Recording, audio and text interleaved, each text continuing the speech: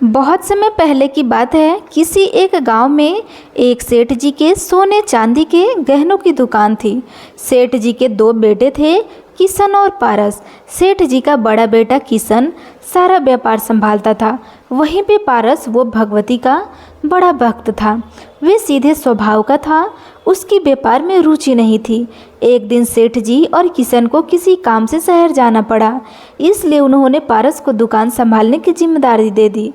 उसके जाने के कुछ देर बाद दुकान पर एक बुढ़िया माई आई और पारस से कहा, बेटा, मेरी बेटी बहुत बीमार है, मेरे पास यह अंगूठी है, इसे तुम खरीद लो। तब पारस ने कुछ रुपए निकालकर बुढ़िया माई को दे दिया और कहा, इन पैसों से उनका इलाज करवाइए, अगर ज़्यादा पैसे की आवश्यकता हो तो मुझे बता देना।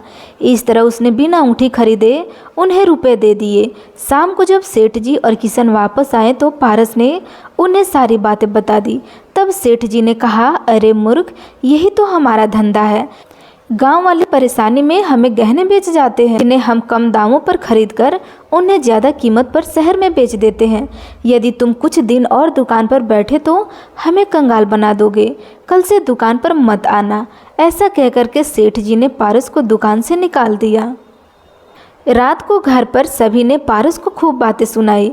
घर पर किशन ने पारस से कहा, कमाते तो कुछ हो नहीं और जो भी दुकान में कमाई होनी है उसे भी लुटा दिया। यह सुनकर पारस और उसकी पत्नी राधा को बहुत बुरा लगा। भाई, हमारे पास किसी चीज़ की कमी नहीं है, माँ भगवती के आशीर्वाद से सब कुछ है। हमें तो और ज़्यादा लोगों की मदद करनी चाहिए। जब तुम मेहनत से पैसे कमाओगे तो उसे गरीब पर लुटा देना, पर हमारे पैसे पर तुम्हारा कोई हक नहीं है। इस घर में खाना मिल जाता है, यही तुम्हारे लिए काफ़ी है। राधा को यह बात बहुत बुरी लगी, दोनों की आंखों में आंसू आ गए। अगले दिन पारस कहीं जा रहा था, तभी उसे बुढ़िया माई मिली। उन्हें देखकर पारस ने उनसे पूछा, माँ जी, आप यहाँ पर, आपकी बेटी कैसी है? बेटी तेरी वजह से। बुढ़िया माई कहती है, बेटा, तेरी वजह से मेरी बेटी की जान बच गई, लेकिन मेरी मदद करने की वजह से तुझे काफ़ी कुछ सहना पड़ा। पारस कहता है, माँ जी, यह सब आपको कैसे पता? मुझे सब पता है, इसी कारण तेरे पिता और भाई ने तुझे दुकान से हटा दिया। पर तुम चिंता मत करो, कल से नवरात्रि आरंभ हो रही है। तुम दोनों पति पत्नी नवरात्रि के व्रत करो और साथ ही दुर्गा सप्तशती का पाठ करो। इसके पूरे होते ही तुम्हारे सारे बिगड़े काम बन जाएंगे। पारस व राधा ने ऐसा ही किया। उन्होंने नवरात्रि के व्रत आरंभ कर दिए, बिना अन्न ग्रहण किए व्रत करने लगे, साथ ही प्रतिदिन दुर्गा सप्तशती का पाठ करते रहे। एक दिन पारस व राधा मंदिर में बैठकर दुर्गा सप्तशती का पाठ कर ही रहे थे, तभी एक छोटी सी कन्या उनके पास आई और कहने लगी, आप मुझे जानते हो? तब पारस कहते हैं, नहीं नहीं, मैं तुम्हें नहीं जानता, मैं वही हूँ जिसकी आपने पैसे देकर जान बचाई थी। पारस ने बुढ़िया माई के बारे में पूछा तो उसने बताया, वे घर पर है, मैं तो दुर्गा सप्तशती सुनने आपके पास आ गई हूँ।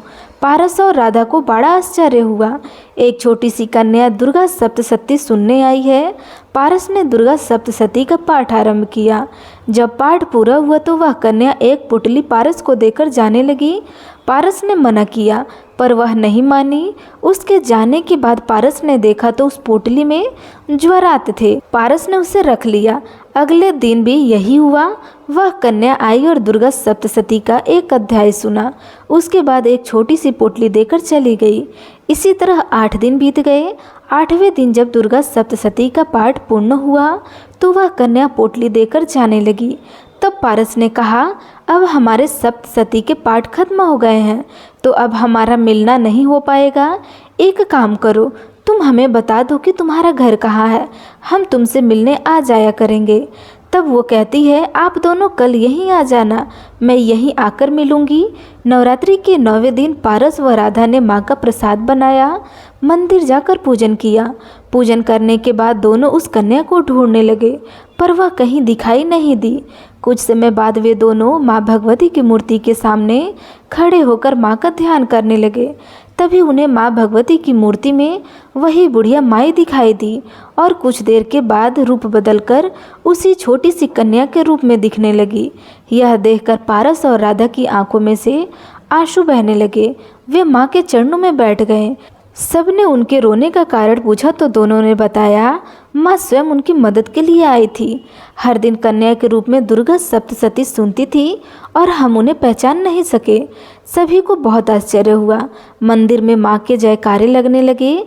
पारस और राधा जब घर आए और अपने कमरे में गए तो देखा जो पोटली माँ ने उन्हें दी थी कि सभी ज्वारात सोने के बन गए और वे जितना उन्हें निकालते वे उतना ही भर जाते थे। घर वाले को जब पता लगा तो सबने उनसे माफ़ी मांगी। माँ के आशीर्वाद से पारस ने सोना का व्यापार शुरू कर दिया और दिन रात माँ की भक्ति करने लगा। तो प्रेम से बोलिए, नौ दुर्गे माता की जय।